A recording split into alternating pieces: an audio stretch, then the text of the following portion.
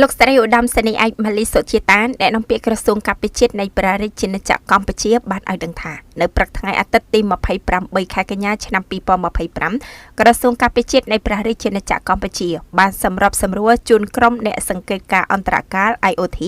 ដឹកនាំដោយប្រទេសម៉ាឡេស៊ីរួមនៅសមាជិកបានអញ្ជើញចុះពិនិត្យទីតាំងជាក់ស្ដែងដែលរងផលប៉ះពាល់ពីការវាយប្រហារចំនួន2លើកដោយយោធាថៃតាមរយៈការបាញ់កាំភ្លើងត្បាល់និងកាំភ្លើងដៃជាច្រើនគ្រាប់មកលើមូលដ្ឋានកងទ័ពកម្ពុជានៅតំបន់អានសេះខេត្តព្រះវិហារកាលពីថ្ងៃទី27ខែកញ្ញាឆ្នាំ2025ដើម្បីធ្វើការសង្កេតផ្ទៀងផ្ទាត់និងរាយការណ៍ក្រោយបាត់ឈប់បាញ់ចូលជាធរមាន